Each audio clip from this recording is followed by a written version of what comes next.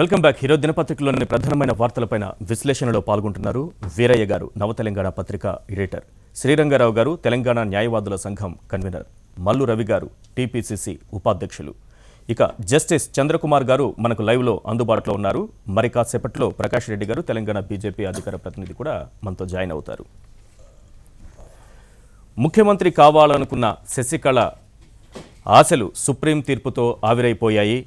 ఆదాయానికి మించిన ఆస్తుల కేసులో జయలలిత, శశికళ, ఇళవరసి, సుధాకరన్లు దోషులేనని సుప్రీం తేల్చి చెప్పింది. కర్ణాటక హైకోర్టు తీర్పును రద్దు చేస్తూ ట్రయల్ కోర్టు తీర్పుని సమర్థిస్తూ ఇది సబబేనంటూ స్పష్టం చేసింది. శశికళతో ప్రమాణ స్వీకారం చేయించకుండా గవర్నర్ ఉద్దేశపూర్వకంగా జాప్యం చేస్తున్నారంటూ వచ్చినటువంటి ఆరోపణలకు దీంతో కొంతవరకు, అంటే సుప్రీం తీర్పు తరువాత కొంతవరకు సమాధానం లభించినట్లయింది. అయితే సుప్రీం తీర్పు శశికళకు అనుకూలంగా వచ్చి ఉంటే అంటూ ఇప్పటికీ గవర్నర్ విచక్షణాధికారాన్ని ప్రశ్నిస్తున్న వారు ఉన్నారు. ఏదేమైనా రాజకీయ నాయకుల అవినీతికి సంబంధించి సుప్రీం తీర్పు ఒక గుణపాఠంగా మారింది. అదే సమయంలో దర్యాప్తు సంస్థలకు, న్యాయస్థానాలకు చిక్కకుండా తప్పించుకుంటున్న అవినీతి పరుల సంగతేంటి అనేటటువంటి ప్రశ్నలు కూడా తలెత్తుతున్నాయి. అవినీతికి పాల్పడి దొరకని వారు కొందరు, దొరికిన న్యాయస్థానాల దగ్గర సరైన ఆధారాలు లేకపోవడంతో తప్పించుకుంటున్న వారు ఇంకొందరు, శిక్షలు పడినా బెయిలుపైన బయట తిరుగుతున్న వారు ఇంకొందరు. కేసులు ఉన్నా కూడా తీర్పు ఎప్పుడు వస్తుందో చెప్పలేని పరిస్థితి. ఈ కేసులో కూడా తీర్పు 20 ఏళ్లకు వెలువడింది, తుది తీర్పు. అవినీతికి పాల్పడి శిక్షలు పడ్డవారు, కేసులు ఎదుర్కొంటున్న వారికి ఈ దేశంలో కొదవే లేదు. లాలూ ప్రసాద్ కావచ్చు, ములాయం కావచ్చు, మాయావతి కావచ్చు, సురేష్ కల్మాడి, మధుకోడ, ఓంప్రకాష్ చౌతాలా, రాజా, కణిమొలి, ఇలా చెప్పుకుంటూ పోతే చాంతాడంత అవుతుంది. ఈ పేర్లన్నీ చదువుకుంటూ పోతే, రాజకీయ నాయకుల పేర్లు చదువుకుంటూ పోతే ఈరోజు సాయంత్రానికి కూడా దీన్ని ముగించలేమో అనేటటువంటి లిస్టు మన దగ్గర ఉంటుంది. ఈ కేసులో తీర్పు తర్వాత రాజకీయ నాయకుల అవినీతిపై ఒక విస్తృతమైనటువంటి చర్చ జరగాల్సిన అవసరమైతే స్పష్టంగా కనిపిస్తోంది. రాజకీయ అంశాలు, అలాగే వ్యవస్థలో అవినీతిపై కూడా మనం ఇప్పుడు చర్చించుకోబోతున్నాం. ముందుగా వీరయ్య గారు, 3 ప్రధానమైన అంశాలు: తమిళనాడు రాజకీయాలు 1, గవర్నర్ విచక్షణాధికారం 2, సుప్రీంకోర్టు తీర్పు. మొత్తం ఎలా కనిపిస్తోంది? 1, సుప్రీంకోర్టు తీర్పు ఆహ్వానించదగింది. ఏం చేసినా చెల్లుబాటు అవుతుంది అధికారం ఉంటే అనేటువంటి పరిస్థితి పోవాలి. అవినీతి పరులైనటువంటి వ్యక్తులు అడ్డదారులు దొక్కడం, ఇష్టారాజ్యం నడిపించుకోవడం ఈ వ్యవస్థలో సులభతరమే అనేటువంటి పరిస్థితి పోవాలి. అందుకు ఈ తీర్పు కొంచెం ఉపయోగపడ్డా అది సమాజానికి ఆ మేరకు మేలు జరిగినట్టు. ఈ రెండోది, ఈ తీర్పు ఇట్లా వచ్చింది కాబట్టి గవర్నరు తన విధులు నిర్వర్తించకపోవడం అనేటువంటిది సరైనదైపోదు. ఆ రోజు గవర్నర్ రాజ్యాంగబద్ధంగా వ్యవహరించి ఉంటే ఈరోజు రాజీనామా చేయాల్సి వచ్చేది ఆమె. అంతే తప్ప తాను రాజ్యాంగబద్ధంగా వ్యవహరించకుండా కేంద్రం లేదా బీజేపీ ఎత్తుగడలకు అనుగుణంగా గవర్నర్ వ్యవహరించడం అనేది ఈరోజు సరైనది అయిపోదు. సుప్రీంకోర్టు తీర్పు గొప్పది, మంచిది, ఇది ఆహ్వానించదగింది. అంటే 4-5 రోజుల్లో మళ్ళీ ఈ కేసులు తీర్పు వస్తున్న సమయంలో ముఖ్యమంత్రిగా ప్రమాణ స్వీకారం చేయించుంటే 4-5 రోజుల్లో మళ్ళీ రాజీనామా చేసేది. ఈ 4 రోజులు ఈ డోలాయమైన పరిస్థితికి బదులు ఆ రోజు ముఖ్యమంత్రి అయ్యేది, ఈ రోజు రాజీనామా చేసేది. లేదా ఆ రోజు శాసనసభలో బల నిరూపణ అయ్యేది, ఎవరికి బలం ఉంటే వాళ్ళే ముఖ్యమంత్రి అయ్యేవాళ్ళు. ఒకవేళ ఈమె ఉంటే ఈరోజు రాజీనామా చేసేది. అంతకంటే ఏమీ లేదు. కానీ రాజ్యాంగ విరుద్ధంగా గవర్నర్ వ్యవహరించింది ఈరోజు రాజ్యాంగబద్ధం అయిపోదు. తీర్పు ఇట్లా రాబోతోంది అని ముందే తెలుసా గవర్నర్కి? తెలియదు కదా. అందుకని ఆ రోజుకి రాజ్యాంగబద్ధంగా ఏం చేయాలి అదే లా, అదే రాజ్యాంగం.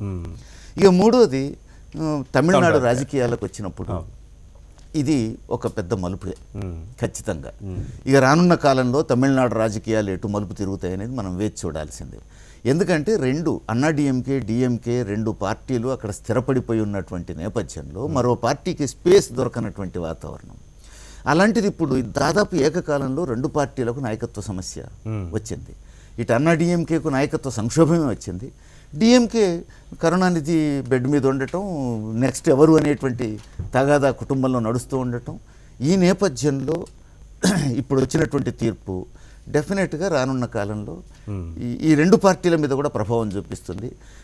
ఈ 2 పార్టీల్లో ఒక అన్నా డిఎంకే మీద తీవ్రమైన ప్రభావం చూపించినప్పటికీ డిఎంకే యథాస్థితి కొనసాగించగలుగుతుంది అనుకున్నా, డిఎంకేకు ప్రత్యామ్నాయంగా స్పేస్ వస్తుంది. ఇప్పుడు మరో పార్టీ ఈ పార్టీనే తగిన నాయకత్వాన్ని ఎవాల్వ్ చేసుకుంటుందా, లేకపోతే మరో పార్టీ లేదా మరికొన్ని పార్టీలకు స్పేస్ వస్తుందా, ఒక మల్టీ పార్టీకి తమిళనాడు ప్రజానికం అవకాశం ఇస్తారా, ఇది మనం వేచి చూడాలి. ఏమైనా జరిగినప్పుడు కూడా పళని స్వామి వైపే ఉన్నారు కానీ అందరూ ఇక్కడ పన్నీర్ సెల్వం వైపు వెళ్లకుండా 10 మంది కూడా లేరని అంటున్నారు రాత్రి వరకు కూడా. పన్నీర్ సెల్వం వైపుకు పోకపోవడం పెద్ద ఆశ్చర్యం ఏం కాదు. ఆయన ఏమి సొంత వ్యక్తిత్వం ఉన్నోడు కాదనేది రుజువైపోయింది కదా. తాను ముఖ్యమంత్రిగా ఉండి కూడా కుర్చీలో జయలలిత ఫోటో పెట్టి పక్క కుర్చీలో కూర్చొని నడిపిన వాడు ఏ మేరకు సొంత వ్యక్తిత్వం కలిగిన వాడు అయి ఉంటాడు. కానీ సుదీర్ఘ రాజకీయ అనుభవం ఉన్న వ్యక్తి, వివిధ పదవులు అనుభవించిన వ్యక్తి, ఆ వ్యక్తిని ఎందుకు నమ్మలేకపోతున్నారా, ఏంటి పరిస్థితి? అంటే జయలలిత ఆయన్ని బాగా నమ్మింది కాబట్టి ఇప్పుడు నమ్మలేకపోతున్నారేమో జనం అనుకోవాలి. ఎందుకంటే జయలలిత ఆమెను ఎందుకు నమ్మింది, శశికళను ఎందుకు నమ్మలేదు? శశికళ ఎప్పటికైనా ప్రమాదమే అనేది జయలలిత అంచనా. ఆయన పన్నీర్ సెల్వం ప్రమాదం కాదని జయలలితను, ఎందుకంటే ఆయన వెన్నెముక లేనివాడు, అమ్మ దయతో ఉన్నానని చెప్పేసి జీవితకాలం అమ్మ కోసం కట్టుబడి ఉండేటోడు. అందుకని నోట్లో నాలుక లేనోడు, వెన్నుముక లేనోడు కాబట్టే జయలలిత బాగా విశ్వసించిందనేది ఎవరికైనా అర్థమయ్యే విషయం. అలాంటి వాడిని ఈరోజు తమిళనాడు ప్రజానీకం ముఖ్యమంత్రి, శాసనసభ్యులందరూ ముఖ్యమంత్రిగా యాక్సెప్ట్ చేస్తారంటే కూడా ఆశ్చర్యపడాల్సిందే. అందుకని ప్రజల వరకు సంబంధించినంత వరకు గుడ్డి భక్తి ఉంది కాబట్టి ఇప్పుడు ఆ అమ్మ భక్తుడు ఆయన కాబట్టి ఆయన పట్ల భక్తి ప్రస్తుతానికి తాత్కాలికంగా ప్రదర్శించవచ్చు. కానీ లాంగ్ రన్లో అలాంటి వ్యక్తులు నిలబడడం అనేటువంటిది సాధ్యం కూడా కాదు, అది కష్టమే. రైట్. మల్లు రవి గారు, ఇక్కడ ఒక ప్రశ్న. కర్ణాటక హైకోర్టు నిర్దోషులుగా తేల్చిన సమయంలో సంబరాలు చేసుకున్నారు అన్నాడీఎంకే పార్టీకి సంబంధించి. ఇప్పుడు దోషిగా అంటే జయలలితతో సహా శశికళ దోషిగా నిర్ధారించి సుప్రీంకోర్టు తీర్పు చెప్పిన తర్వాత కూడా పన్నీరు సెల్వం వర్గం ఒకవైపు సంబరాలు చేసుకుంటున్న పరిస్థితి. అంటే జయలలితను వీళ్ళు దోషిగా, అవినీతిపరురాలుగా ఒప్పుకున్నట్టు అనేది ఒకటి మౌలికమైనటువంటి ఒక ప్రశ్న. అయితే ఓవరాల్గా తమిళనాడు రాజకీయాలు, అక్కడ గవర్నర్ విచక్షణాధికారం, అలాగే సుప్రీంకోర్టు తీర్పు, ఓవరాల్గా ఇప్పుడు జరుగుతున్నటువంటి రాజకీయ పరిణామాలను చూసినట్టయితే కేంద్రంలో ఉన్నటువంటి బీజేపీ ప్రభుత్వం రాష్ట్రంలో ఉన్నటువంటి రాజకీయాన్ని పరోక్షంగా నడుపుతున్నారని చెప్పడానికి ఇది పెద్ద ఉదాహరణ. పన్నీర్ సెల్వం అనేటటువంటి వ్యక్తి ఆయన మామూలుగా జయలలితకి అంత అణిగిమణిగి ఉండి అనుచరుడిగా ఉన్నాడు. తర్వాత శశికళకు కూడా అంతే ఉన్నానని చూపించాడు. శశికళ గారి దగ్గర పోయి ఆమెని జనరల్ సెక్రటరీ ఏడీఎంకే చేయాలని ఆయనే కోరటం, ఆమె జనరల్ సెక్రటరీ కావటం, దాని తర్వాత మీరే ముఖ్యమంత్రి కావాలని ఈయన రిజైన్ చేయటం, రిజైన్ యాక్సెప్ట్ చేయటం, దాని తర్వాత ఆమెని శాసనసభ నేతగా ఎన్నిక జరగడం చకచకా జరిగిపోయినాయి. అప్పటి వరకు ఆయన అదే మోసలో పనిచేస్తున్నాడు. కానీ ఈమె శశికళ నిజంగానే సీఎం అయ్యే పరిస్థితి వచ్చినప్పుడు అక్కడ ఉన్నటువంటి బీజేపీ గవర్నర్ ద్వారా ఆట మొదలు పెట్టించింది. ఇతన్ని పిలిపించి రేపు జడ్జిమెంట్ ఒకటి రాబోతుంది, అది శశికళకు వ్యతిరేకం వస్తుంది, నువ్వు ఇప్పుడే వ్యతిరేకంగా ఆమెకు ఎదురు తిరుగు అని చెప్పినట్టుగా ఆట ఆడినట్టుగా ఇప్పుడు అర్థమవుతుంది. దానివల్లనే ఈయన సడన్గా వచ్చి జయలలిత సమాధి దగ్గర కూర్చొని ఆమె ఆత్మ ఈయన పిలుస్తున్నట్టు, ఈయన ఆమె చెప్పినట్టు చేస్తున్నట్టు చేయటం, అప్పుడే ఇది ఒక ప్రత్యేకంగా ఆయన సొంతంగా చేయటం లేదనిపించింది. దాని తర్వాత నేనే సీఎంగా ఉంటానని మళ్ళీ గవర్నర్ దగ్గర ఆయనకు ముందు అపాయింట్మెంట్ ఇచ్చి ఆయనతో మాట్లాడటం, దాని తర్వాత శశికళ నంబరు ఆమె చూపించినా కూడా ఆమెను మళ్ళీ ప్రభుత్వాన్ని ఏర్పాటు చేయకుండా పిలవటానికి కారణం ఏం చేపిస్తున్నారంటే ఒక వారం తర్వాత జడ్జిమెంట్ వస్తుంది, ఆ జడ్జిమెంట్ని బట్టి చేద్దామనంటే వారం తర్వాత జడ్జిమెంట్ కాదు. మనకు ఒకసారి ఆంధ్రప్రదేశ్ క్యాబినెట్లో ఒక మంత్రి గారికి ప్రమాణ స్వీకారం చేయించారు వెస్ట్ గోదావరి నుంచి రవీంద్ర గారు ఎవరు ఉన్నారు, రవీంద్ర చౌదరి. ఆయన ప్రమాణ స్వీకారం చేసి ఇంటికి రాగానే చనిపోయాడు. అరే చనిపోతాడని తెలిసి ఆయనకు ప్రమాణ స్వీకారం చేయకుండా ఉండటానికి అవకాశం లేదు. అట్లే సుప్రీంకోర్టులో ఏ జడ్జిమెంట్ వస్తుందో ఎవరికి తెలుసు, ఏం అవసరం ఉంది, రాజ్యాంగం తెలియకనే వెయిట్ చేయడానికి వీళ్ళదు. మీరు ఏం చేస్తున్నారంటే మీరు తెలియకనే ఎందుకు వెయిట్ చేయాలా? అప్పటికే ప్రభుత్వంలో జయలలిత హాస్పిటల్లో ఉండటం వల్ల మామూలు ప్రభుత్వ కార్యక్రమాలన్నీ పడకబట్టిపోయి అక్కడ ఏ పనులు జరగటం, సంక్షేమం కానీ అభివృద్ధి కార్యక్రమాల్లో అయిపోయిన పరిస్థితి ఉంది.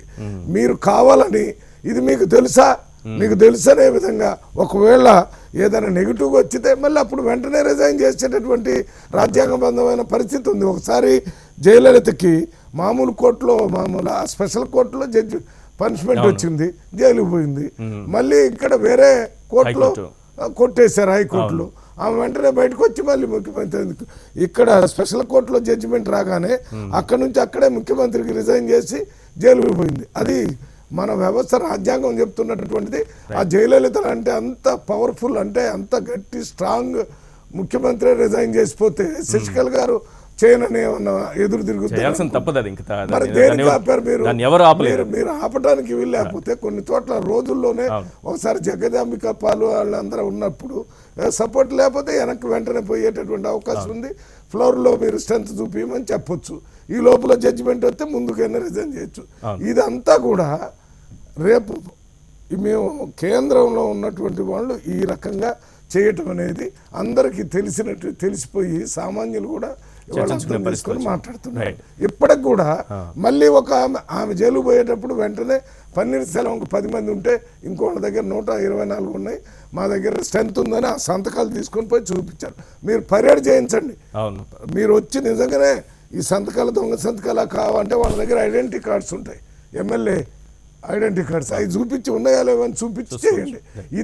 ఇది కూడా లేట్ చేస్తే మరి దేనికోసం అంటే మీరు శశికళను కానీ శశికళ సపోర్ట్ చేసిన వాళ్ళని కానీ ముఖ్యమంత్రి కాకుండా చూస్తున్నారనే భావం ఇవాళ తమిళనాడు ప్రజలకు కాకుండా భారతదేశంలో ఉన్నటువంటి ప్రజాస్వామ్యవాదులందరికీ అర్థమవుతుంది, ప్రజలకు కూడా అర్థమవుతుంది. ఎందుకు శశికళ వర్గాన్ని అడ్డుకుంటున్నారనే దానిపైన కూడా చర్చను మనం చేపడదాము. రైట్, అంతకు ముందుగా శ్రీరంగారావు గారు, శశికళ ఇప్పుడు సుప్రీంకోర్టు తీర్పు అనేది ఫైనల్ అయిన తర్వాత ఆమెకు అన్ని ద్వారాలు మూసుకుపోయినట్టేనా? ఆ ముందు ఏమన్నా మార్గాలు ఉన్నాయా? అంటే రివ్యూ పిటిషన్ కానీ క్యూరేటివ్ పిటిషన్ కానీ ఇలాంటివి ఏమన్నా అలో చేసేటటువంటి అవకాశం ఇంక ఏమీ ఛాన్సే లేదంటారా? ఒకటండి, రివ్యూ పిటిషన్ వేసుకునేటువంటి ఛాన్స్ ఉంది. అదే సుప్రీంకోర్టులో అదే బెంచ్ ముందు వస్తుంది. కాబట్టి ఇక్కడ మనం ఒక్కటేంటంటే పర్టికులర్గా గమనించాల్సినటువంటి విషయం ఏంటంటే సుప్రీంకోర్టు ఏదైతే జడ్జిమెంట్ ఇచ్చిందో స్పెషల్ కోర్టు ఇచ్చినటువంటి జడ్జిమెంట్ను కన్ఫర్మ్ చేసి ఇచ్చినటువంటి తీర్పు కాబట్టి అందులో 2 జడ్జెస్ ఉన్నారు. ఆ జడ్జెస్ ఇచ్చినటువంటి తీర్పుని ఆమె రివ్యూ పిటిషన్ వేసినా కానీ దాన్ని ఆమోదించేటువంటి పరిస్థితి లేదు.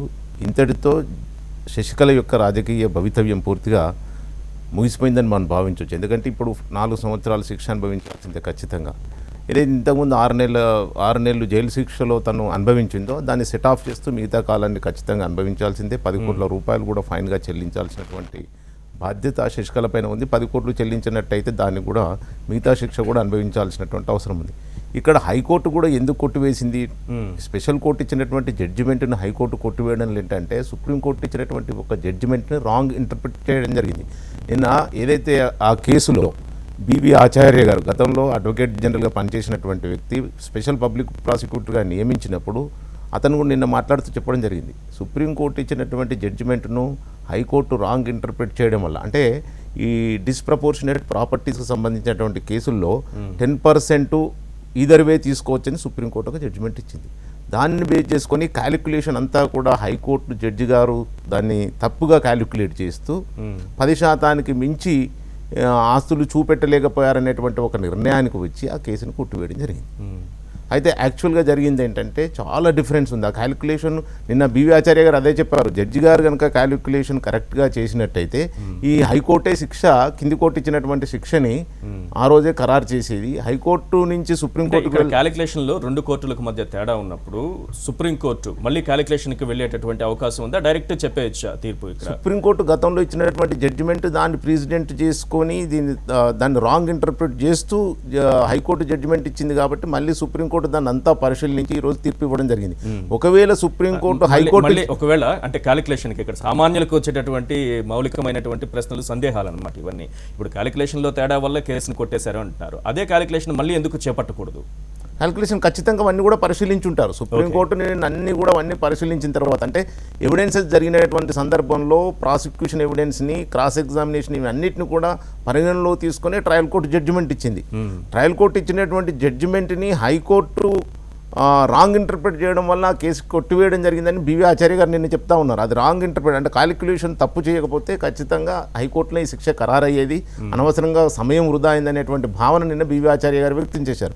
అయితే ఇక్కడ మనం ఏంటంటే ఒకవేళ రాంగ్ ఇంటర్ప్రిట్ చేశాడు ఉద్దేశపూర్వకంగా హైకోర్టు జడ్జి అన్నప్పుడు సుప్రీంకోర్టు కూడా హైకోర్టు జడ్జి మీద కూడా జడ్జిమెంట్లో స్ట్రక్చర్ ప్రాసెస్ చేసేటువంటి అవకాశం కూడా ఉంటుంది. అయితే ఇప్పుడు ఏదేమైనప్పటికీ కూడా ఈ శిక్ష పడడం ఏదైతే ఉందో దీన్ని ప్రతి ఒక్కరు కూడా ఆమోదించాలి, స్వాగతించాలి. ఎందుకంటే అధికారంలో ఉన్నటువంటి వ్యక్తులు ప్రజల యొక్క ఆస్తులకు ట్రస్టీగా ఉండాల్సినటువంటి బాధ్యత వహిస్తూ వాళ్ళు ఏం చేస్తూ ఉన్నారు, అధికార దుర్వినియోగానికి పాల్పడి ఇష్టం వచ్చినటువంటి రీతిలో అక్రమంగా ఆస్తులు సంపాదించుకుంటూ కూడగట్టుకుంటున్నారు. అయితే ఇది ఒక మంచి ఎగ్జాంపుల్గా మనం భావించాల్సినటువంటి అవసరం ఉంది. ఎప్పుడు కానీ ఏ స్థాయిలో ఉన్నటువంటి వ్యక్తులు కూడా అవినీతికి పాల్పడుతుంది. ఇక్కడే మనం ఏంటంటే జయలలిత కూడా శిక్ష పడింది. ఈరోజు ఏఎన్డిఎంకే అన్నా డిఎంకే ఏదైతే ఉందో అది ఒక అవినీతి పార్టీగా ముద్రపడింది. జయలలితకు కూడా శిక్ష పడింది కాబట్టి ఈరోజు పన్నీర్ సెల్వం గ్రూప్ ఏదైతే ఉందో సంబరాలు చేసుకోవడం ఏమాత్రం కూడా సమంజసం కాదు. వాళ్ళకి ఏంటంటే శశికళకు శిక్ష పడింది, శశికళ ముఖ్యమంత్రి అయ్యేటువంటి అవకాశం కోల్పోయింది అనేటువంటి భావనతో సంబరాలు చేసుకుంటున్నారు. జయలలిత వాళ్ళ పార్టీ ఎవరైతే సుప్రీం అమ్మ అని చెప్తా ఉన్నారు, అమ్మనే మాకు ఆదర్శం అని చెప్తా ఉన్నారు, అమ్మకు శిక్ష పడింది, అమ్మ అవినీతి పరులాలుగా ఈరోజు ముద్రపడింది. ఆ మచ్చ ఎల్లకాలం ఉంటుంది. అంటే ఏఐడిఎంకే పార్టీ ఈరోజు అవినీతి పార్టీని తేలిపోయింది. రైట్ జస్టిస్ చంద్రకుమార్ గారు, ఇక్కడ ట్రయల్ కోర్టు దోషులుగా తేల్చినటువంటి పరిస్థితి ముందుగా, తర్వాత కర్ణాటక హైకోర్టు అదే కేసులో నిర్దోషులుగా వాళ్ళని తేల్చినటువంటి పరిస్థితి. తర్వాత సుప్రీంకి వెళ్ళారు. సుప్రీంకి వెళ్తే సుప్రీం అనేది సుప్రీం కాబట్టి చివరికి అయిపోయింది. ఇంకేదన్నా ఉంటే అక్కడికి వెళ్ళేవాళ్ళేమో, ఇంకా 2-3 కోట్ల అవకాశం ఉంటే ఏమన్నా అక్కడికి వెళ్ళేవాళ్ళేమో. ఈ రకంగా ట్రయల్ కోర్టుకి హైకోర్టుకి తీర్పులో ఇంత తేడా ఉంటే దయచేసి ఏమనుకోకండి, నాకు ఒక సినిమా డైలాగ్ గుర్తొస్తోంది. కోర్టుకి తీర్పుకి ఇంత తేడా ఉంటే మీ న్యాయస్థానాలలో న్యాయం ఉన్నట్టా లేనట్టా అని ఒక సినిమా డైలాగ్ ఎన్టీ రామారావు గారు చెప్పిన డైలాగ్ అందరికీ మనకు గుర్తుకొస్తుంది. ఇది ఎందుకు చెప్పాల్సి వస్తుందంటే, అవినీతి పరులకి ఈ కేసులో ఒక కోర్టులో దోషి అని తెలితే తదుపరి కోర్టులో పై కోర్టులో మనం నిర్దోషిగా బయటకు రావచ్చు అనేటటువంటి ధైర్యాన్ని కల్పిస్తున్నాయా కోర్టులు ఏమైనా అని అనిపిస్తోంది. ఇప్పుడు సుప్రీంకోర్టు తీర్పు అందరూ ఆహ్వానించదగిందే, దీన్ని నేనేమి అనట్లేదు. అంటే సాధారణంగా ఎట్లా జరుగుతుందంటే ఏంటి సాక్ష్యాధారాలు, ఆ సాక్ష్యాధారాలను ఎట్లా అప్రిసియేట్ చేస్తున్నారు. సాక్ష్యాధారం ఇప్పుడు డాక్యుమెంట్స్ కావచ్చు, డాక్యుమెంటరీ ఎవిడెన్స్ కావచ్చు, ఓరల్ ఎవిడెన్స్ కావచ్చు, ఈ సాక్ష్యాధారాలను అప్రిసియేట్ చేయడంలో అంటే దాని గురించినటువంటి ఎవాల్యుయేట్ చేయడం లోపల అక్కడ కొంత అభిప్రాయ భేదము అంటే భిన్నాభిప్రాయాలు జరిగే అవకాశం ఉంటుంది అన్నట్టు. ఇప్పుడు ఇద్దరు వ్యక్తులు ఒకే అంశాన్ని ఇద్దరు వ్యక్తులు భిన్నమైనటువంటి ఒక ధోరణ దృక్పథంతో చెప్పే అవకాశం ఉంటుంది. కాబట్టి కోర్టు తీర్పుకు మార్పు ఎందుకు వస్తుందనంటే ఆ యొక్క జడ్జి గారి చూసేటటువంటి దృక్కోణము, సాక్ష్యాధారాలను అన్ని అప్రిసియేట్ చేయడం. ఇక్కడ నేను అదే అంటున్నాను, దీనివల్ల ఏమవుతుందంటే దోషులు కూడా, అవినీతికి పాల్పడిన వాళ్ళు దోషులు కూడా నెక్స్ట్ కోర్టుకు వెళ్ళి మనం నిర్దోషిగా బయటకు రావచ్చు అనేటటువంటి ఒక నమ్మకాన్ని వాళ్ళకి కల్పిస్తున్నాయా కోర్టులు అనేది ఒక ప్రశ్న. అంటే అలా కాదు. ఇప్పుడు ఏంటంటే ఒక్కొక్కసారి ఎట్లా జరుగుతుందంటే, ఇప్పుడు మేము చాలా కేసులు చూసినామంటే మోరల్ కన్విక్షన్స్ కొన్ని సందర్భాలు ఇస్తారు. అంటే సరి అయినటువంటి సాక్ష్యాధారం లేకుండా కూడా శిక్ష వేయడం జరుగుతుంది అన్నట్టు. అట్లా వేసినప్పుడు తప్పనిసరి పైకోర్టులు మొత్తం సాక్ష్యాధారాలను చూసి దాన్ని రివైవ్ చేసుకునే అవకాశం ఉంటుంది. రైట్, ఈ కేసు గురించి ఏం చెప్తారు? అక్కడ ట్రయల్ కోర్టు కేసులో ముద్దాయిలను చంద్రకుమార్ గారు, ఈ కేసులో ట్రయల్ కోర్టు హైకోర్టుకి మధ్య ఎట్లా ఏం జరిగిందని చెప్తారు, ఎట్లా విశ్లేషిస్తారు మొత్తం కేసు నడిచిన విధానాన్ని? ఇప్పుడు ఇక్కడ కేసు నడిచిన విధానంగా చూసినట్లయితే ట్రయల్ కోర్టు మొత్తం ఎవిడెన్స్ను ప్రాపర్గా అప్రిసియేట్ చేసేటట్టు మనకు తెలుస్తున్నది. ట్రయల్ కోర్టు మొత్తం అన్ని డాక్యుమెంటరీ ఎవిడెన్స్ అన్ని కూడా చూసి కరెక్ట్గా క్యాలిక్యులేషన్స్ చేసినట్టు మనకు తెలుస్తున్నది. హైకోర్టు యొక్క క్యాలిక్యులేషన్స్ తప్పు అనేది మనకు స్పష్టంగా అర్థమవుతున్నది. కాబట్టి హైకోర్టు తీర్పును ఎట్లాగూ దాన్ని సెటిసైడ్ చేయాల్సిందే. హైకోర్టు తీర్పులో హైకోర్టు అంటే సరి అయిన విధంగా సాక్ష్యాధారాలను చూడలేదు, ఆస్తిపాస్తుల విలువని లెక్కగొట్టడంలో పొరపాటు చేసింది. అది ఇప్పుడు సుప్రీంకోర్టు జడ్జిమెంట్తో మనకు తేలిపోయింది ఆ విషయం. రైట్. ఇక్కడ A1గా జయలలిత ఉన్నారు, A2 శశికళ ఉన్నారు కదా. ఇక్కడ పబ్లిక్ సర్వెంట్ ఒకరు వచ్చి ప్రభుత్వంలో ఏ పదవులో నిర్వహించిన వాళ్ళు. ఎట్లా ఉంటుందండి శిక్షలు ఖరారు చేసే విషయంలో? అందులో ఒకరు భౌతికంగా లేరు A1. అవును. అంటే ఇప్పుడు జనరల్గా ఏంటంటే ఇప్పుడు కేసు అగైనెస్ట్ A1 అబేట్ అవుతుంది. ఇప్పుడు జయలలిత మీద కేసు అనేది అబేట్ అవుతుంది. ఇప్పుడు అక్కడ శిక్ష పడేటువంటి అవకాశం లేదు కాబట్టి ఓన్లీ ఆస్తుల విషయం లోపల ఏమైనా కాన్ఫిస్కేట్ చేయడానికి అవకాశం ఉన్నదా, ఆస్తుల్ని ప్రభుత్వం స్వాధీనపరచుకునే అవకాశం ఉన్నదా లేదా అనే అంశాలు మనకు ఆ సుప్రీంకోర్టు తీర్పు చూస్తే గానీ మనకు తెలియదు. అంటే అక్రమంగా కూడబెట్టినటువంటి ఆస్తుల్ని స్వాధీనం చేసుకోవడానికి కొన్ని ప్రొవిజన్స్ ఉన్నాయి. మరి ఆ ప్రొవిజన్స్ వాళ్ళు ఎట్లా జడ్జిమెంట్ చదివితే గానీ మనకు ఆ విషయం స్పష్టంగా అర్థం కాదు. అలాంటప్పుడు ఒక వ్యక్తి పబ్లిక్ సర్వెంట్ అవునా పబ్లిక్ సర్వెంట్ కాదా అనే సమస్య కాదు అక్కడ. ఓకే, పబ్లిక్ సర్వెంట్ అయితే డైరెక్ట్ గా ఇన్వాల్వ్మెంట్ ఉంటుంది. కానీ పబ్లిక్ సర్వెంట్ కు అవినీతి చేయడంలో తోడ్పడినా అందులో భాగస్వామి అయినా వారు కూడా శిక్షార్హులే. చంద్రకుమార్ గారు నమస్తే. చంద్రకుమార్ గారు, అయితే సుప్రీంకోర్టులో ఉన్నత న్యాయస్థానం నుంచి రిటైర్డ్ అయినటువంటి చీఫ్ జస్టిసెస్ కూడా చాలా మంది చెప్తున్నది ఏంటంటే జుడిషియరీలో కూడా 50% అవినీతి పరులైనటువంటి జడ్జీలు ఉన్నారు. ఇది హైకోర్టు ఈ కేసును కొట్టివేస్తూ ఇచ్చినటువంటి తీర్పు ఉద్దేశపూర్వకంగా ఆ జడ్జి కనుక చేసి ఉంటే ఆ జడ్జి గారి పైన ఏం చర్యలు చేపట్టడానికి ఆస్కారం ఉంటుంది? ఇది చూడండి, ఏంటంటే ఈ రెండు వేరే విషయాలు. అంటే సాక్ష్యాధారాలు సరిగా ఉన్నాయా లేవా అని అప్రిసియేట్ చేయడం లోపల మనం జడ్జిని ఎలాంటి తప్పు పట్టడానికి అవకాశం లేదండి జనరల్గా. అవును. కానీ ఆ జడ్జి గనక ఎక్కడైనా లంచం తీసుకున్నట్లు ఏదైనా ప్రభావానికి గురైనట్లు వేరే విధంగా సాక్ష్యాధారాలు ఉంటే, ఇప్పుడు ఏంటంటే నేను ఇట్లా చెప్పడం లేదంటే జుడిషియరీ కంప్లీట్ గా న్యాయస్థానాలు మొత్తం అవినీతికి దూరంగా ఉన్నాయి, న్యాయస్థానాలు మొత్తం అని కాదు. రంగారావు గారైనా చెప్పలేని పరిస్థితులు ఉన్నారు.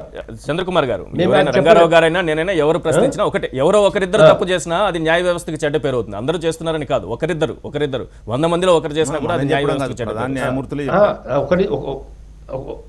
అవును ఉన్నారు. ఇప్పుడు ఒకరిద్దరు బ్లాక్ షీప్ ఉన్నారు, లేరనేది ఎట్లా చెప్తాం? ఉన్నారు, ఖచ్చితంగా ఉన్నారు. అయితే అక్కడ ఏంటంటే ఇప్పుడు మనం జడ్జిలను కూడా రెడ్ హ్యాండెడ్ గా పట్టుకున్న సందర్భాలు ఉన్నాయి కదా. అవును, జడ్జీలను కూడా రెడ్ హ్యాండెడ్ గా పట్టుకున్న సందర్భాలు ఉన్నాయి కదా. రైట్, అవును. కానీ ఈ కేసులో కేవలం క్యాలిక్యులేషన్ లో పొరపాటు వల్లనే హైకోర్టు ఈ రకమైన తీర్పిచ్చిందని చెప్పొచ్చా? అంతే, అదొకటే పాయింట్. వేరే పాయింట్ అంటే ఇప్పుడు మనకేంటంటే ఒకవేళ అక్కడ ఆన్ రికార్డ్ సాక్ష్యాధారాలు ఉన్నప్పటికీ కూడా ఆన్ రికార్డ్ కనుక జడ్జి గారు వాటిని పక్కన పెట్టారనంటే అది తీవ్రమైన ఘాటైనటువంటి విమర్శలకు ఆ జడ్జి గారు గురవుతారు. అంటే ఉద్దేశపూర్వకంగా సాక్ష్యాధారాలను ఆయన తీసుకోలేదా అనేది చాలా ముఖ్యమైన విషయం అక్కడ. అలాంటప్పుడు కొంత మిస్కాండక్ట్ కూడా హైకోర్టు కూడా ఒక నిర్ధారణకు వచ్చింది. హైకోర్టు తీర్పిచ్చినప్పుడు ఏ నిర్ధారణకు వచ్చిందంటే వాళ్ళ దగ్గర ఆదాయానికి మించి ఆస్తులు ఉన్నట్టు నిర్ధారణకు వచ్చినప్పటికీ కూడా ఆదాయానికి మించినటువంటి ఆస్తులు అక్రమ సంపాదన అనేటువంటి విషయంలో బెనిఫిట్ ఆఫ్ డౌట్ ఉంది కాబట్టి దానిపైన కేసు కొట్టివేయడం జరిగింది. రైట్.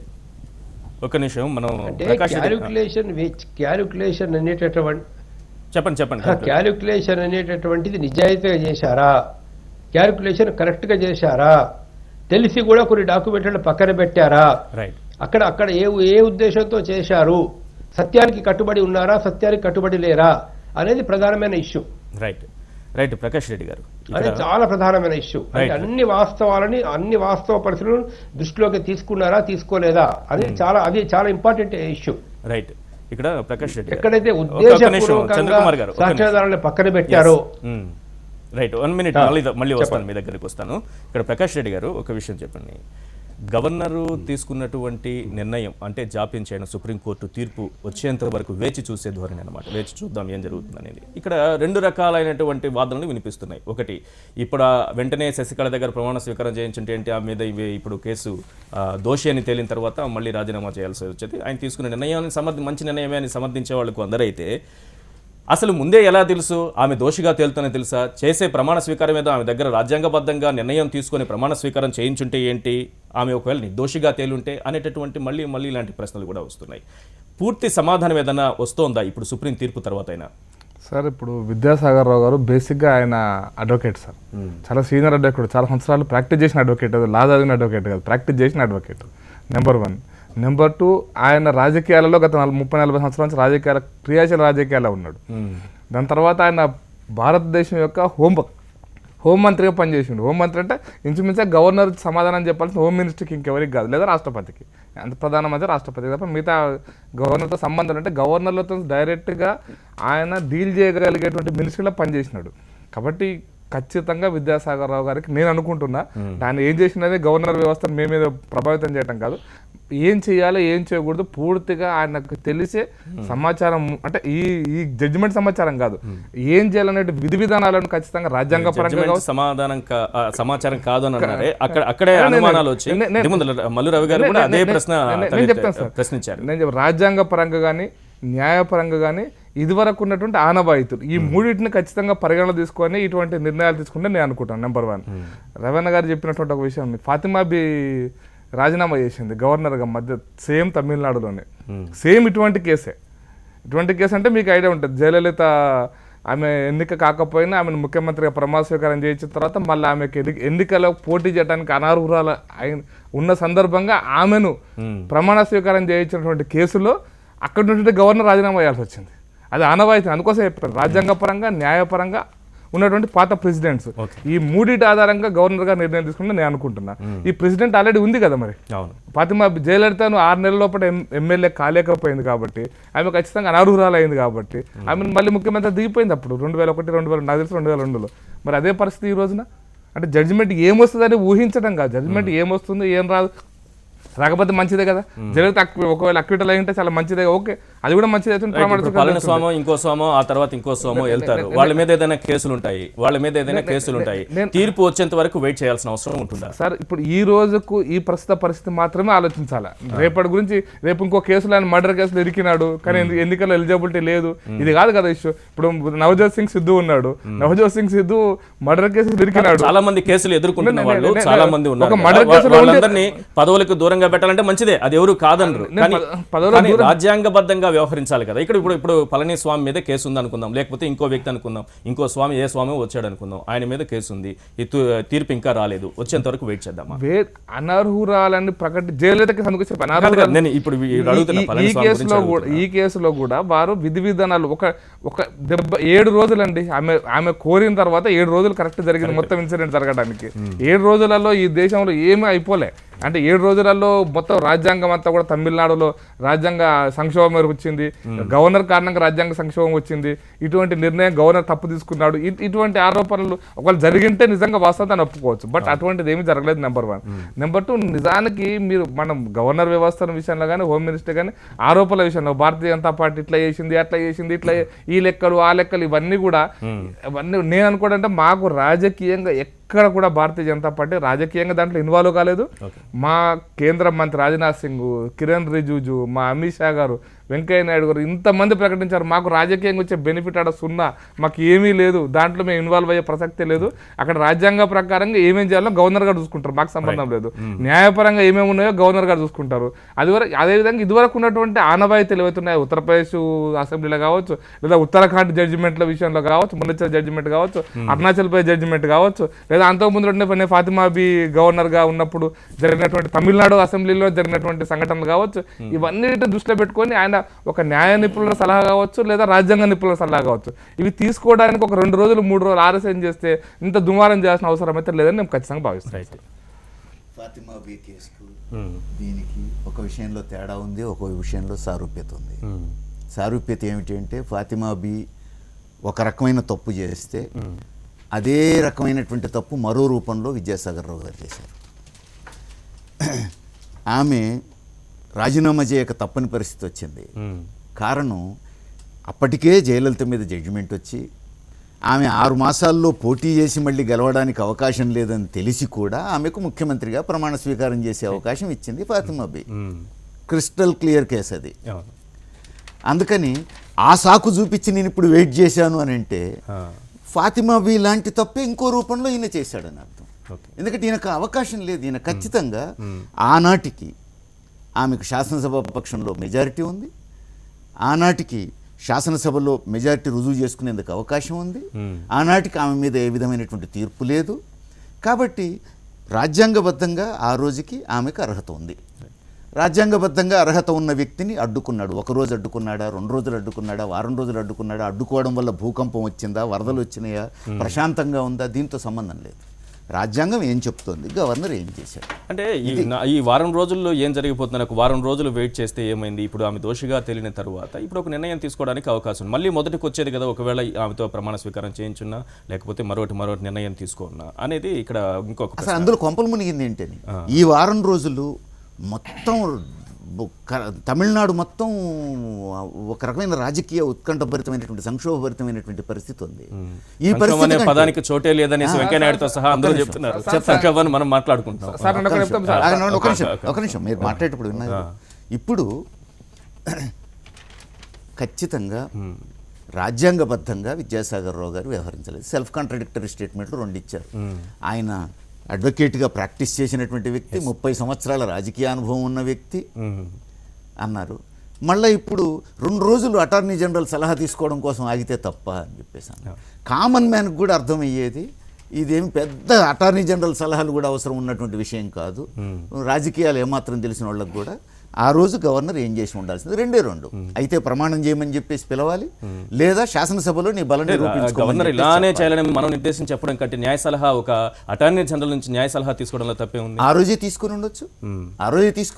రేపు తీర్పు వస్తుందంటే ఈ రోజు తీసుకోవడం, అందులో కూడా రాజకీయం ఉంది, అందులో కూడా ఎత్తుగడ ఉంది. అందుకని నేను చెప్తాను అది. అందుకని నా ఇష్ట ప్రకారం అనేది కాదు, రాజ్యాంగం ఏం చెప్తోంది. కోర్టు అయినా అదే చూస్తుంది కదా, రాజ్యాంగం ఏం చెప్తుంది, చట్టం ఏం చెప్తోంది, అది పాయింట్. తర్వాత ఇక బీజేపీకి ఏమిటి లాభం? తక్షణ లాభం అన్నా డిఎంకే బీజేపీ చేతుల్లో ఉంటే రేపు ప్రెసిడెన్షియల్ ఎలక్షన్స్లో ఉపయోగం. శశికళ ఉంటే ఏమి సపోర్ట్ చేయదా? ఏమైనా చేయనని ఏమైనా బహిరంగంగా ఏమైనా ప్రకటన చేసింది? వాళ్ళ మధ్య ఉన్న రిఫ్ట్ కనబడుతుంది కదా మనకి. ఆ కారణం చేతనే ఆమెను ఏమైనా సరే బయటికి నెట్టేసి పన్నీర్ సెల్వం చేతిలో పెట్టుకునే ప్రయత్నం చేశారనేది కనబడుతోంది. తర్వాత ఇక్కడ శాసనసభ్యుల మధ్య తగాదా, కానీ మీరు చూస్తే ఎంపీలందరూ అటు షిఫ్ట్. ఎంపీల సంఖ్య ఎక్కువ ఉంది, 12 మంది, మళ్ళీ 5 మంది సపోర్ట్ చేస్తారంటే మొత్తం కలిపితే ఇక్కడ ముఖ్యమంత్రికి సంబంధం లేని వాళ్ళు షిఫ్టింగ్ అనమాట. అందుకని ఇది ఎంపీల కోసం ఆడినటువంటి నాటకం తప్ప మరొకటి కాదు. ఇది కేంద్రంలో గవర్నర్ను తన చేతుల్లో పెట్టుకొని ఆడించినటువంటి నాటకం అనేటువంటిది స్పష్టంగా కనపడుతోంది. ఇప్పటిదాకా చరిత్రలో కాంగ్రెస్ చేసినటువంటి పాపాలన్నీ బీజేపీ కూడా చేయడానికి వెనకాడట్లేదు అనేది కామన్ మ్యాన్కి, రాజకీయాలు తెలిసిన వాళ్ళందరికీ అర్థమవుతున్నటువంటి రాజకీయ ఆరోపణలు చేయడానికి మనకు కూడా కొన్ని లక్షణాలు రేఖ ఉంటుంది సార్. మనం విశ్లేషణ చేసేటప్పుడు కానీ మనం మాట్లాడేటప్పుడు కానీ మనం ఉత్తుత్తిగా అంటే రాష్ట్రపతి ఎన్నికలు యునానిమస్గా కాకూడదని కలగంటున్నారు సార్. ఇప్పుడు మీరు అన్నారు కదా ఊహించు కలగంటున్నారని.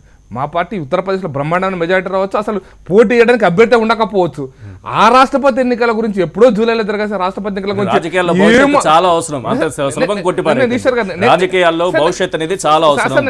రేపటి ఎన్నికల గురించి ఈ రోజు మేము రాజకీయ పార్టీ 100 ఏళ్ల గురించి ఆలోచిస్తాం, అది కాదు సిద్ధాంతం గురించి. నేను దాని గురించి మాట్లాడతలే. నేను యునానిమస్ అని జరగవచ్చు కాబట్టి జయలలిత వాళ్ళ అభ్యర్థిని మేము తంబిదురైనా పెట్టవచ్చు రాష్ట్రపతి గారి పొద్దున ఊనోస్. అందుకోసం రాజకీయాలలో మనం ఏదో జరగబోతుంది కాబట్టి ఇటు ఉత్తరాన్ని కొడితే తూర్పుకు తగిలి ఒకే ఒక ఓటుతో ప్రభుత్వం నేనేమంటున్నా అంటే ఎవరైనా సరే ఈ రోజు వరకు ఏ రాజ్యాంగ నిపుణుడు అయినా సరే, ఏ న్యాయ నిపుణుడైనా సరే విద్యాసాగర్ రావు గారు చేయకూడని నేరం చేశాడు అనేటువంటి ఆరోపణ ఏ నిపుణుడు చేసినా ఈరోజు నేను ఛాలెంజ్ చేస్తాను. ఈ రోజు వరకు ఏ ఒక్క న్యాయ నిపుణుడు కానీ ఏ ఒక్క రాజ్యాంగ నిపుణుడు ఆరోపణ చేయకుండా మనం ఈరోజు రాజకీయమైనటువంటి దురుద్దేశంతో, నేను పదం ఉపయోగిస్తున్నా, రాజకీయ దురుద్దేశంతో ఆరోపణలు చేయడం అనేటువంటిది అది రాజకీయ కోణంలో ప్రజలు చూస్తున్నారు. కాబట్టి రాజకీయంగా చూస్తారు ప్రజలు. న్యాయ వ్యవస్థను, రాజ్యాంగ వ్యవస్థను, రాజ్యాంగాన్ని సామాన్య ప్రజలందరికీ రాజ్యాంగం తెలియదు, కానీ రాజ్యాంగ విశ్లేషకులు రాజ్యాంగాన్ని విశ్లేషణ చేస్తారు, న్యాయ కోవిదులు న్యాయంగాన్ని విశ్లేషణ చేస్తారు. ఇప్పటి వరకు ఎటువంటి ఆరోపణలు చేయకుండా విద్యాసాగరరావు గారు చాలా స్పష్టంగా ఎటువంటి ఆరోపణలు రాకుండా తన యొక్క విధి బాధ్యతలను బాగా బ్రహ్మాండంగా నిర్వహించారని అనేక మంది మెచ్చుకుంటున్నటువంటి పరిస్థితుల్లో రాజకీయం ఏదో కేంద్రం బీజేపీ చేస్తుంది ఇంకోటి బీజేపీ రాజకీయ పార్టీ ఇదే వేదిక మీద చెప్పింది రాజకీయ పార్టీగా రాజకీయం ఏమీ చేయదనేటువంటి ఇష్యూ ఉండదు. మేమైతే మాకు తమిళనాడు వరకు ఖచ్చితంగా ఎటువంటి స్టేక్స్ లేవు కాబట్టి ఏఐడిఎంకే ఇంటాక్ట్గా ఉండి కలిసికట్టుగా ఉండి మా కేంద్రంలో మాకు సమర్థిస్తే అది ఇంకా మంచి పరిణామం. అది మాకు తప్పిస్తే విడిపోయి మాకు వచ్చే లాభం ఏం లేదు. కాబట్టి ఒకవేళ రాజకీయమైనటువంటి మాకు లాభం అంటూ ఉంటే ఎత్తుగడ అంటూ ఉంటే కలిసి ఉండి శశికళ ఉండనియండి, తంబిదురు అనియండి, పన్నీర్ సెల్వం ఉండనియండి, పున్నస్వామి ఉండనియండి, ఎవరున్నా మాకు సపోర్ట్ చేస్తే ఇంకా సంతోషపడుతున్నాం. దాని గురించి ఆలోచించదే. రవి గారు ఒక మాట ఇక్కడ తమిళనాడులో ప్రజల సెంటిమెంట్ ఒకవైపు ఉంది, రాజ్యాంగం చట్టం ఒకవైపు ఉంది. ప్రస్తుతం ఒక విచిత్రమైన పరిస్థితి. ప్రజల సెంటిమెంట్ ఇప్పుడు రాజ్యాంగాన్ని పక్కన పెట్టి ప్రజల సెంటిమెంట్ను ఉపయోగించుకునే ప్రయత్నం కేంద్రం చేస్తున్నది. సింపుల్. నేను ఇక్కడ న్యాయకోవిదురుగా వచ్చి మాట్లాడుతున్నది అన్న చెప్పినట్టుగా నేను రాజకీయ నాయకుడిగానే మాట్లాడుతున్నాను. అక్కడ ఉన్నటువంటి గవర్నర్ కూడా రాజకీయాల్లో తలపడిన నాయకుడని వారు చెప్తున్నారు, నాకు కూడా తెలుసు. ఇటువంటి నాయకుడు ఏ రకంగా పనిచేశాడు, ఏం జరుగుతుంది ఈ దేశంలో అనే విషయం మీద ఒక రాజకీయ నాయకుడిగా విశ్లేషించేటటువంటి అవకాశం మీరు ఇచ్చారు కాబట్టి మేము మాట్లాడుతున్నాం. ఇక్కడ జరిగిందేంటి, తమిళనాడులో అత్యంత బలం ఉన్నటువంటి నాయకురాలుగా ఉన్న జయలలిత ఒక హాస్పిటల్లో జాయిన్ చనిపోయింది. ఆమె చనిపోయినప్పుడు ఇంకొక ముఖ్యమంత్రిగా పన్నీర్ సెల్వం గారు వచ్చారు. ఆయన రిజైన్ చేశాడు. ఆ రిజగ్నేషన్ ఇదే గవర్నర్ గారు యాక్సెప్ట్ చేశారు. ఇది అయిపోయిన తర్వాత కొత్తగా ఇంకొక వ్యక్తిని ఎమ్మెల్యే లేకపోయినా ఇంతకుముందు ఎంతోమంది 6 నెలల లోపల ఎమ్మెల్యేగా ఎలక్షన్ అయ్యేటటువంటి అవకాశం ఉన్న వ్యక్తిని అక్కడ మన అసెంబ్లీ లీడర్గా ఎన్నుకున్నారు. శాసనసభ పక్ష నేతగా ఎన్నుకొని నంబర్స్ అన్నీ చూసి రాసి మీకు ఇచ్చారు. ఆ రోజు ఉన్న పరిస్థితుల్లో ఆమె మీద ఎన్నికల్లో 10 సంవత్సరాల దాకా పోటీ చేయకూడదు అనేటటువంటి తీర్పు లేదు, మరి 4 సంవత్సరాలు జైలు పోవాలనే తీర్పు లేదు. ఆమె అన్ని రకాలుగా అర్హత కలిగినటువంటి వ్యక్తిగా మీ ముందుకు వచ్చింది. దీని మీద అడ్వకేట్ జనరల్ లేకపోతే ఇంకెవడ హోమ్ మినిస్టర్కో రాయాల్సినంత చిక్కుముడి ఏం లేదు. ఎందుకంటే తక్కువ మంది ఉన్నారు, వీళ్ళని ఏం చేయాలా, ఏం మీద కేసు ఉంది, కేసు తీసేయాలని. రేపు వచ్చేటటువంటి తీర్పులో ఏమొస్తుందో చెప్పడానికి అడ్వకేట్ జనరల్ గురించి మాట్లాడాలా లేకపోతే హోమ్ మినిస్టర్ చెప్పాలా? ఇది ఊరికే టైం పాస్ చేయడానికి ఏమైనా పిలవకుండా ఉండటానికి పన్నీర్ సెల్వానికి అవకాశం ఇస్తే వీళ్ళందరూ అక్కడ పోతారేమని మీరు చూశారు. ఎంత అవకాశం ఇచ్చినా ఎమ్మెల్యే నుంచి పోలా, వాళ్ళకి కావాల్సిన ఎంపీలు మాత్రం రిటర్న్ అవుతున్నారు, ఎక్కడ పోతున్నారో అర్థమవుతుంది. ఇవి జరుగుతున్న సందర్భంలో నేను అనుకోవటం లేదు, మామూలుగా రాజకీయంలో లేని వ్యక్తులు సామాన్యులు కూడా ఇది కావాలనే చేశారని అనుకుంటున్నారు. ఎందుకని మీరు ఇది జ్యుడిషియరీలో ట్రయల్ కోర్టు ఏమో పెద్ద శిక్ష ఇదే శిక్షని ఇచ్చేసింది, హైకోర్టు దానికంటే పెద్దది కదా. ఆ కోర్టు ఏం చెప్పింది, అదేమో మొత్తంగా ఫ్రీగా వచ్చిందంటే మీరు ఆ రోజు కూడా ఇదే ఛానల్లో మాట్లాడాము. ఇది విచిత్రంగా ఉంది. ఇంత పెద్ద కేసుని ఏదైనా ఉంటే శిక్ష తగ్గించడం, శిక్ష చేయటం లేకపోవడం, కానీ అసలు శిక్ష లేదంటే మళ్ళీ దీని వెనక ఏమన్నా రాజకీయం ఉందా అనేటటువంటి విషయం మీద పెద్ద చర్చ. అలాంటి ఒక ఘటన నేను గుర్తు చేస్తాను. అప్పుడు జయలలిత గారికి మోడీ ఫోన్ చేసి మరి శుభాకాంక్షలు చెప్పారు, అన్ని చెప్పారు. ఎందుకంటే ఇంత పెద్ద 4 సంవత్సరాల జైలు, మళ్ళీ తర్వాత 10 సంవత్సరాలు పోటీ చేయకుండా ఉండదని దేశం మొత్తంలో అందరూ ఇది 20 సంవత్సరాల నుంచి జరిగిన కేసు మీద ఆయన అత్యుత్సాహంగా ఆమె కొత్తగా ఎన్నికయి చీఫ్ మినిస్టర్గా అయితే ఎట్లా మనం వారిని అభినందిస్తామో ఆ రకంగా ప్రధానమంత్రి గారు చేర్చిండంటే అది అయిపోయింది. దాని మీద ఇప్పుడు చర్చ చేసే పరిస్థితి లేదు, కోర్టు ఇచ్చింది కాబట్టి. అయితే ఇవాళ చంద్రకుమార్ గారు చెప్తూ ఏ కోణంలో నుంచి ఈ కోణంలో నుంచి ఏ కోణంలో నుంచి చూసినా అది ఎంత భయంకరమైనటువంటి వాస్తవం సత్యం అంటే ఇది అందరూ మన ట్రయల్ కోర్టులో ఒక్కరోజు కాదు 100 మందితో చేసి ఇంత ఉంది డిస్ప్రపోర్షనేట్ అసెట్స్ అని చూపిస్తుంటే నేను ఇటు నుంచి చూస్తే కనపడలేదని హైకోర్టులో చెప్పినటువంటి జడ్జి మీద కూడా ఇప్పుడు సుప్రీంకోర్టు ఏదైనా స్ట్రిక్చర్ పాస్ చేయటమో యాక్షన్ తీసుకోవటమో చేయాల్సిన అవసరం ఇవాళ ఇవే కాదు, భారతదేశంలో ఎన్ని ఉంది. కేసులు అలాంటివి? అట్లనే- హైకోర్టులో ఒక్కొక్క కోర్టులో అట్లనే- ఒక్కొక్క రకమైన No, తీర్పులు no, వెళ్తూ no. వస్తాయి. అది కరెక్టే ఇప్పుడు- మీరు. అది మీరు అవసరం, చెప్పండి. అవును. అది అవసరం, అవును. దాన్ని తప్పంటం లేదు. అవును. ఎందుకంటే చిన్న కోర్టులో ఏదైనా కొన్ని జరగకపోతే మన దగ్గర అంత గొప్ప అవకాశం ఇచ్చారు. Right. అది ఒకసారి యువతలు ఉన్నటువంటి వ్యక్తులకు కూడా మేలు జరగాలి కదా. ఒకవేళ అన్యాయం జరిగితే న్యాయం చేసేది, జరుగుతుంది. మరి అది లేకుండా చేసేటటువంటిది కాదు. ఉద్దేశపూర్వకంగా ఈ కేసులో హైకోర్టులో ఇంత మొత్తం ఊరికినే నాకేం కనపడటం లేదు. ఉద్దేశపూర్వకంగా చెప్పడానికి కూడా ఆధారాలు ఏం లేవు కదా, క్యాలిక్యులేషన్స్ ద్వారానే చెప్పారంటే సుప్రీంకోర్టు సుప్రీంకోర్టు తేల్చాలి. ఇప్పుడు Right. తేల్చమనే అడుగుతున్నాం. Right. ఉన్నాయని నేను అంటాం లేదు. Right. రంగారావు గారు మాట్లాడిన ఒక సజెషన్ సార్, విద్యాసాగర్ రావు గారు ఏం చెప్పినా కూడా Right. దీంట్లో ఆ రోజు పిలవపడటం ఒకటి, ఇప్పుడు ఇంకో పళనిస్వామి మళ్ళీ ఒక లిస్ట్ ఇచ్చాడు. ఈయనైతే ఎమ్మెల్యే ప్లస్ వాడల్లో ఉన్నారు. అవును. మళ్ళీ దీన్ని పిలవటానికి కూడా అడ్వకేట్ జనరల్ లేకపోతే ఇంకెవరినో పిలవాలా, పన్నీర్ సెలవు అది ఇది అని అంటే ఇది ఇంకా జటిలమైపోయి రైట్, ఇద్దరిని ఒకేసారి బల పరీక్ష చేసుకోవచ్చని అటార్నీ జనరల్ చెప్పారు కదా నిన్న. ఒక కంపోజిట్ విద్యాసాగర్ రావు, లెఫ్ట్ విద్యాసాగర్ రావు, ఆయన లాయరు, అట్లా వెళ్తారేమో ఆయన మార్పు రాజకీయ నాయకుడు, ఆయన ఈ రకంగా చేసేవాడు కాదు. దీనికి పైనుంచి డైరెక్షన్ ఉండటం వల్ల ఆయన ఇరుక్కొని పోయిండని మేము అనుకుంటాం. రంగారావు గారు మాట్లాడే ముందు రంగారావు గారు ఉన్నారు, చంద్రకుమార్ గారు ఉన్నారు. ఒక సలహా చెప్తాను సార్, త్వరగా. వారి లాంటి వాళ్ళు ఇనిషియేట్ చేయాలి ఈ రోజున. న్యాయ వ్యవస్థను ప్రక్షాళన చేయకపోతే ఒక్కటే రోజు మీకు అది గుర్తుంటుంది, Jayalalitha case, Salman cinema actor ఒక ఆయన సల్మాన్ ఖాన్ కేసు, అది హిట్ అండ్ రన్ కేసు, ఇంకొక కేసు, 3 ప్రధానమైనటువంటి కేసుల మీద 3 అక్విటల్ జడ్జిమెంట్ వచ్చినాయి ఆ రోజున. భారతదేశంలో ఒక చరిత్రాత్మకమైన రోజు అది. 3 ప్రధానమైన జడ్జిమెంట్ వచ్చినాయి. నేనైతే నేను న్యాయ సంస్కరణ జరగాలని కోరుకుంటున్నా.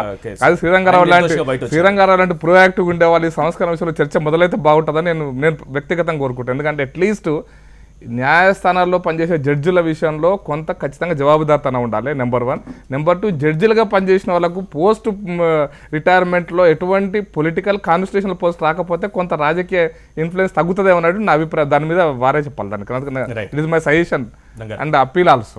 ఒకటండి, ఇప్పుడు మనం ఇక్కడ ముఖ్యంగా గమనించాల్సింది ఏంటంటే, ఈరోజు ఈ కేసులలో తీర్పులన్నీ కూడా అవినీతికి సంబంధించినటువంటి కేసులు, ముఖ్యంగా అధికారంలో ఉన్నటువంటి వ్యక్తులు పాల్పడుతున్నటువంటి అవినీతి కేసులలో తీర్పులు ఏ విధంగా వస్తున్నాయంటే, ఇక్కడ దర్యాప్తు సంస్థలు, అది ఏసీబీ కావచ్చు, సిబిఐ కావచ్చు, లేకపోతే పోలీస్ వ్యవస్థ కావచ్చు, వాళ్ళు ఇన్వెస్టిగేషన్ చేసి వాళ్ళు కేసు రిజిస్టర్ చేసి ఇన్వెస్టిగేషన్ చేసినటువంటి కేసుల్లో ఎక్కడ కూడా వాళ్ళు చేయడం లేదు.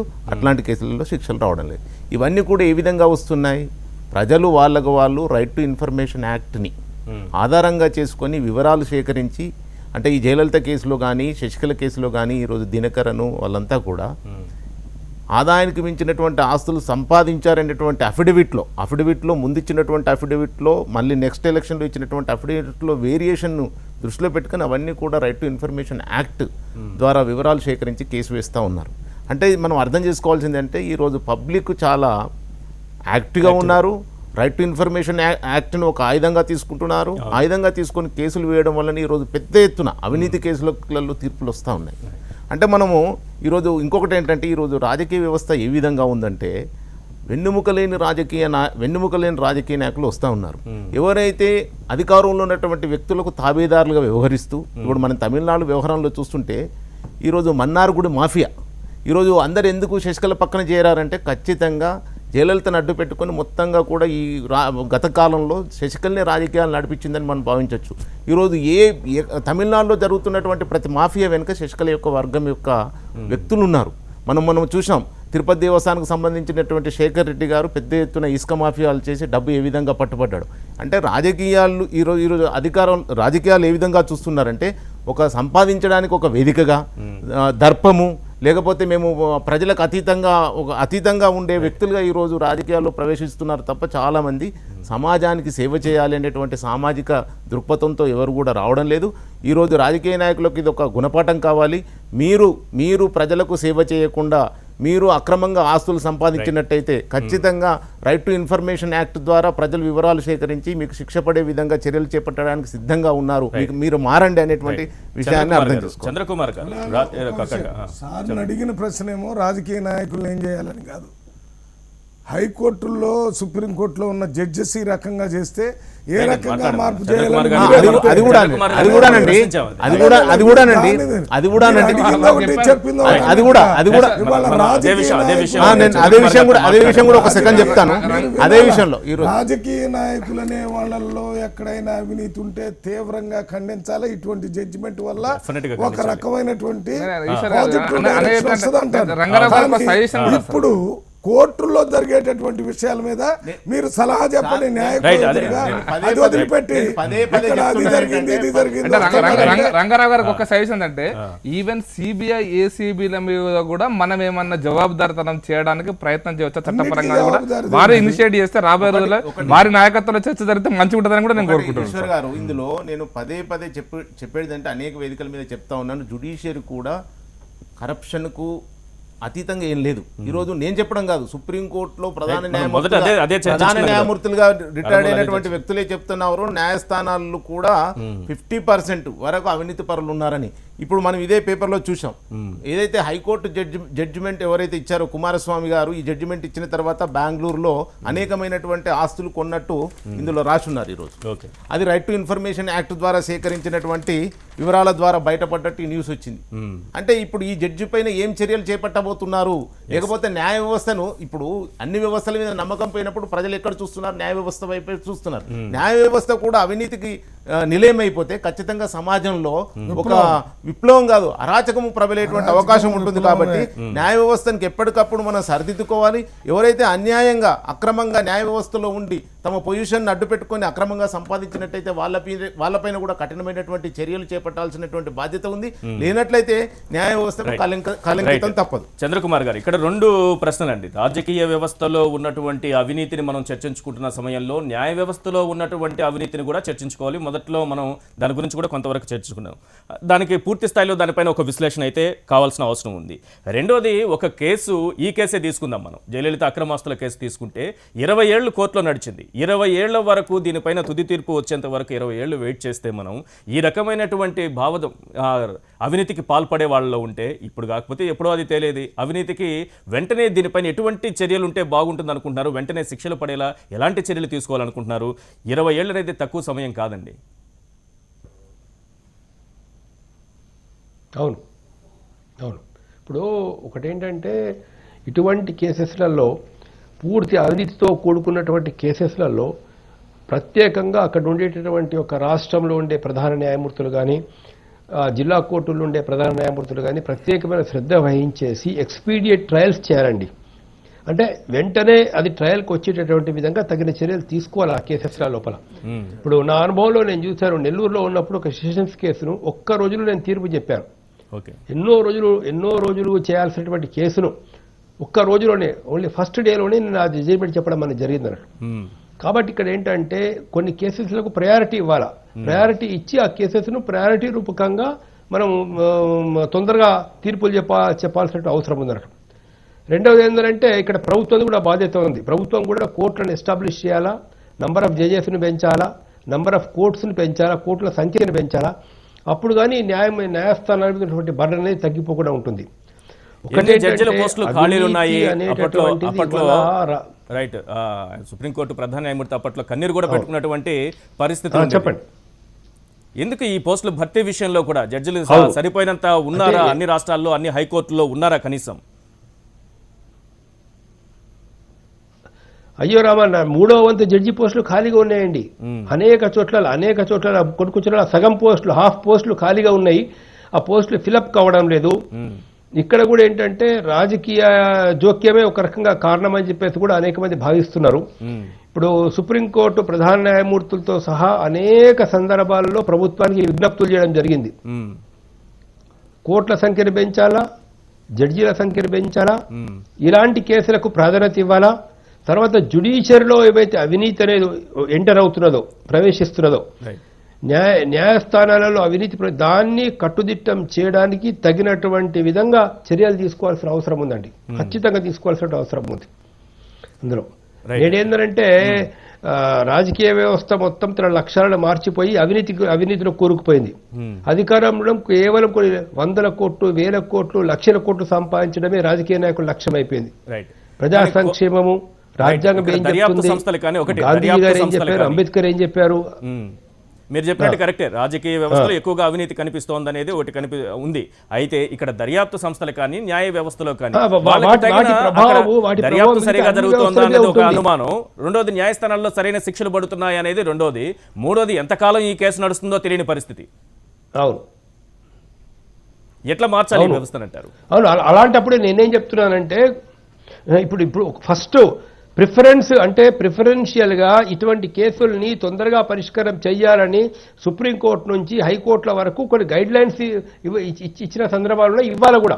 అంటే ఖచ్చితంగా ఇప్పుడు ఏ కేసులకు ప్రయారిటీ ఇవ్వాలా, ఏ కేసులకు ప్రాధాన్యత ఇవ్వాలా, ఈ కేసును ఎన్ని రోజుల్లో పూర్తి చేయాలా అనే విషయంలో ఆయా రాష్ట్రాలు ఉండేటువంటి చీఫ్ జస్టిస్లు, ఆ రాష్ట్రంలో ఉండేటువంటి ఒక ప్రధాన న్యాయమూర్తులు నిర్ణయం చేసుకోవాలి.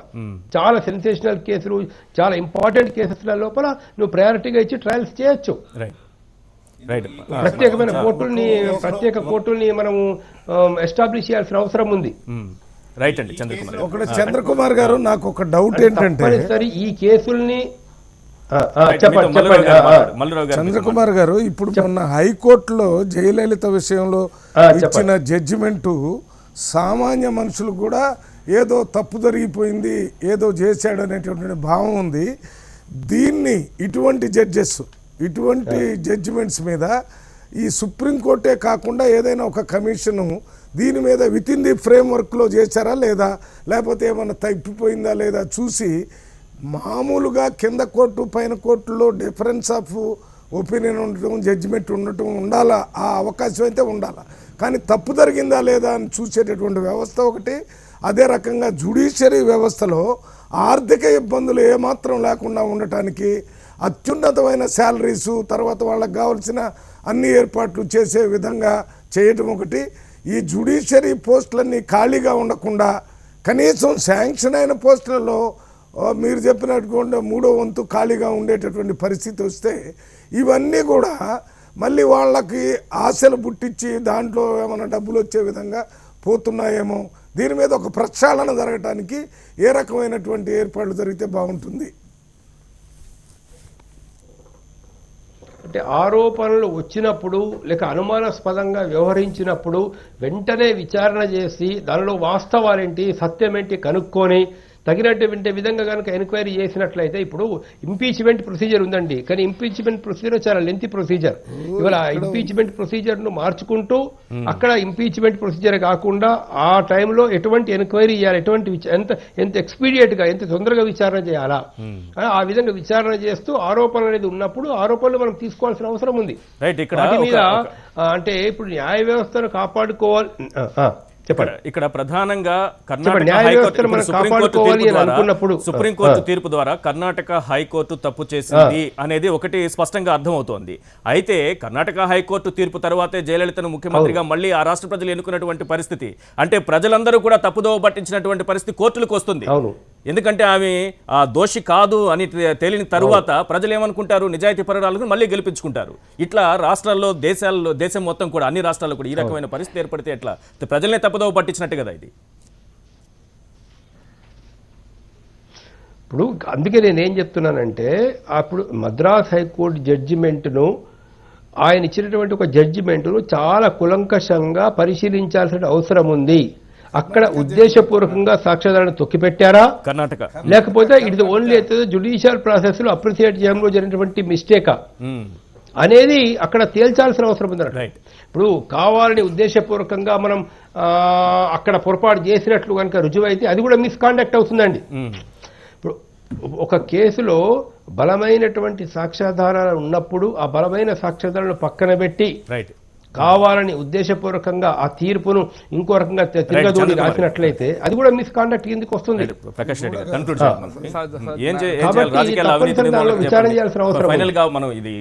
చర్చ దాని మీద సాగుతోంది. ఏం చేయాలి? ఇప్పుడు రాజకీయ అవినీతిని విషయంలో కూడా దర్యాప్తు సంస్థలు కావచ్చు, న్యాయ వ్యవస్థ కావచ్చు. ఒక్క నిమిషం అండి, చెప్పండి. చెప్పండి చంద్రకుమార్. ఇప్పుడు రాజకీయాల్లో ఉండే అవినీతి ఉంది కదండి. హలో సార్, వినిపిస్తోంది, మీరు చెప్పండి. రాజకీయాల్లో ఉండే అవినీతి పోవాలంటే మొట్టమొదలు మనం ఓటర్స్ని ఎడ్యుకేట్ చేయాలి. ఖచ్చితంగా ఓటర్స్ని ఎడ్యుకేట్ చేయాల్సిన అవసరం ఉంది. డబ్బుకో సారాకో ఓట్లేయకూడదు. రైట్. డబ్బులు ఖర్చు పెట్టే వాడిని ఎట్టి పరిస్థితుల్లో ఎన్నుకోమనేటువంటి ఒక వాతావరణం మనం క్రియేట్ చేయాలి. వాడు ఎందుకు పెడుతున్నాడు పెట్టుబడి? ఎలక్షన్స్ అనేది ఒక పెట్టుబడి అయిపోయింది, Right. ఇన్వెస్ట్మెంట్ అయిపోయింది. వాడు ఎలక్షన్ investment మళ్ళీ ఇన్వెస్ట్మెంట్ చేస్తున్నాడు, సంపాదించుకోవాలి. అధికారంలోకి వచ్చిన తర్వాత కోటాను కోట్లు సంపాదించుకుంటున్నారు, రైట్ రైట్ మళ్ళీ సంపాదించుకుంటున్నాడు. Conclude. కాబట్టి దీన్ని మనం మార్చాలంటే ప్రజల్ని పొలిటికల్ ఎడ్యుకేట్ చేయాలి. Right sir right sir sir దీంట్లో నేను 2-3 విషయాలు చెప్తాను సార్. న్యాయ వ్యవస్థ రాజకీయ వ్యవస్థ సార్ ఒక్క నిమిషం చంద్రకుమార్ సార్ రాజకీయ విషయం సార్ మనం నిర్మూలించకుండా ఎస్ సార్ నేను ఒక విషయం చెప్తాను సార్. రాజకీయాల్లో అవినీతి ఉందని మనం అందరం ఆరోపణ రాజకీయ చేస్తున్నాం, వ్యవస్థలో కానీ ఈరోజు బ్యూరోక్రసీలో కానీ న్యాయ వ్యవస్థలో ఇవి రెండు కూడా ఏ వ్యవస్థలో కూడా ఈ యొక్క అవినీతికి దూరంగా లేవు ఈ రోజున. అవి ఈవెన్ ఇంక్లూడింగ్ ఇండియన్ ఆర్మీ కూడా, ఇండియన్ ఆర్మీ కూడా. అంటే దీంట్లో అంటే రాజకీయ వ్యవస్థలను ప్రక్షాళన చేయడం కోసం కొద్ది గొప్ప సిబిఐ కానీ ఏసీబీకి కానీ లేదా న్యాయ వ్యవస్థ కానీ అవకాశం ఉంది, కానీ వాళ్ళు కూడా అదే దాంట్లో ఇరుక్కుపోయినారు కదా. ఎందుకంటే ఈ వ్యవస్థను ఎవరు బాగా నెంబర్ 1.